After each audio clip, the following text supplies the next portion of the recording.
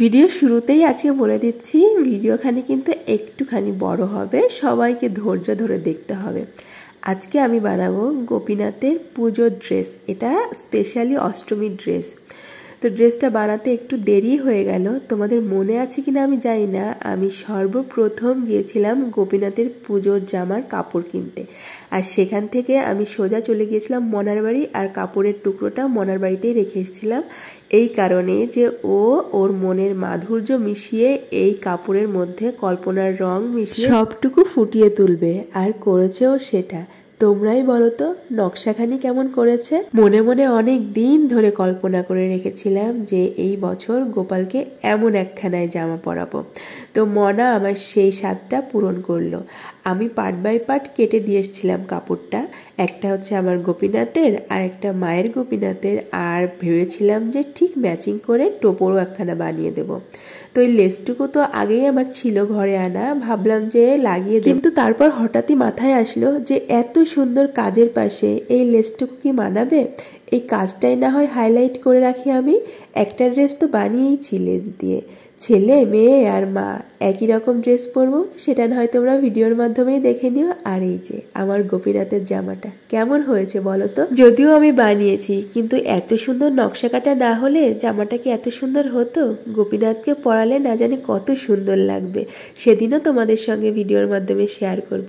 তো কাপড়ের মধ্যে ঠেসে আমি কুচি দিয়েছি, ওদিক থেকে আমার চা চলে এসছে। চা এই বেলা আমি খাই না, কিন্তু যখন একজন ভালোবাসা দিয়ে চায়ের কাপটা এগিয়ে দেয় তখন কি আর ফিরিয়ে দিতে পারি? তো চাটা শেষ করে নিলে এখন করব বাকি অংশটুকু। কোমরের কাছে ফিতে বাঁধার জায়গাটা বানিয়ে নিচ্ছি। এটা ওই বলতে পারো পাখির লেহেঙ্গার মতনই একটা পার্ট। তো ফিতে বাঁধার জায়গাটা হয়ে গেছে আমার। আর আমি না গোপীনাথের জামার অংশটুকু বানাই না, আমি ঘাগরাই বানাই আর ওড়না বানিয়ে দিই। ওই যে বললাম একদম পার্ট বাই পার্ট কেটে দিয়ে এসেছিলাম কাপড়গুলো, তাই মনার ঠিক প্রত্যেকটা কাপড়েই ডিজাইনগুলো করে দিয়েছে। আর আমার গোপীনাথের ড্রেস বানানো কমপ্লিট। এবার বানাচ্ছি আমার মায়ের গোপীনাথের ড্রেস। যতদিন আমার শক্তি সামর্থ্য থাকবে ততদিন আমি এই দুই গোপীনাথের জন্য ড্রেস বানিয়েই যাব। নিজের হাতে নিজের মেয়ের জন্য, গোপীনাথের জন্য, বাড়ির সবার জন্য কিছু করতে পারলে বা বানিয়ে তাদের পরাতে পারলে কি যে আনন্দ হয় না, সেটা এখন বুঝতে পারছি। আর এই ড্রেসটাতেও আমি ঠেসে কুচি দিয়ে দেবো। কুচি না হলে না আমার কাছে ঠিক ভালো লাগে না, আর কেনা জামাগুলোই অতটাও কুচি থাকে না। এই জন্য আমি সবসময় চেষ্টা করি নিজে হাতে করে গোপীনাথের জামা বানানোর। এখন আমি যে ড্রেসটা বানাচ্ছি এটা হচ্ছে একটা কৃষ্ণের। তো আমার মায়ের গোপীনাথটা হচ্ছে একটা কৃষ্ণ, সেটা দাঁড়িয়ে আছে বাঁশি হাতে। তো তার জন্য তো আর ঘাগরা বানালে হবে না, তার বডির অংশটা বানাতে হবে। এই জন্য আমি ছোট্ট একটা কাপড় টুকরো করে বডির অংশটা বানিয়ে জুড়ে দিয়েছি। ওড়নাটা আগে থেকেই সেলাই করে নিয়েছি। আর এখন বানাবো টোপর। মাপঝোপ নেওয়ার পর ভেতরে একটুখানি বক্রম দিয়ে দিলাম, যাতে একটুখানি শক্ত ও মজবুত হয়। প্রথম দিকে মনে হচ্ছিল টোপরটা মনে হয় আমার দ্বারা হবে না। মনাকে বারবার ফোন দিচ্ছিলাম যে একবারটি আসবি, কিন্তু ওরও শরীর খারাপ, আজকে আসতে পারলো না। তো নিজেই চেষ্টা করলাম। এইসব কাজে ও পাশে থাকলে সত্যি কথা বলতে আমি একটু বেশি সাহস পাই।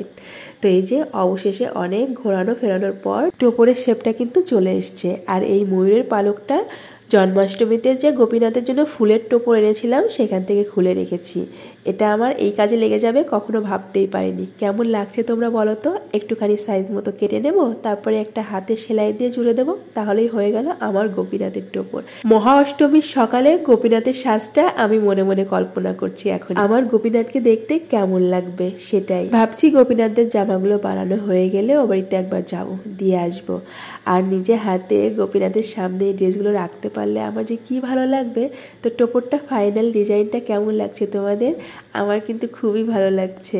আর এই যে ময়ূরের পালকটা এখন হাত দিয়ে সেলাই করে জুড়ে দেবো। বারবার ঘড়িটা দেখছিলাম, সন্ধে ঘনিয়ে আসছে, এখন আমাকে উঠতে হবে। আর বেশি টাইম দিতে পারবো না। দুপুরে খাওয়া দাওয়ার পর এই কদিন রেগুলার সেলাই নিয়ে বসছি। আপাতত সব বড় বড় কাজগুলো আমার হয়ে গেছে। পুজোর জন্য যে কাজগুলো করার ছিল আর টুকটাক কাজ আছে সেগুলো করে নেব। আর এই দেখো আমার গোপীনাথদের ড্রেস। আর দুটো টুকরো কাপড় দিয়ে ভাবলাম গোপীনাথের দুটো কোলবালিশের কাভার বানিয়ে দিই। এই যে আমার গোপীনাথের, ওটা মায়ের গোপীনাথের, আর এই যে টোপরখানি কেমন হয়েছে জানিও তো। আর আগের দিন যে ড্রেসটা বানিয়েছিলাম ওটা তো আমাদের সঙ্গে ম্যাচিং ম্যাচিং, পাখি, গোপীনাথ আর আমি একরকম ড্রেস পরবো। যেদিনই পরবো সেদিনই তোমাদের কাছে শেয়ার করবো। এই ড্রেসটা বানানোর পেছনে আমার যতটা না পরিশ্রম হয়েছে তার থেকে বেশি পরিশ্রম হয়েছে মনার, কিন্তু সবটাই আনন্দের সাথে করেছে।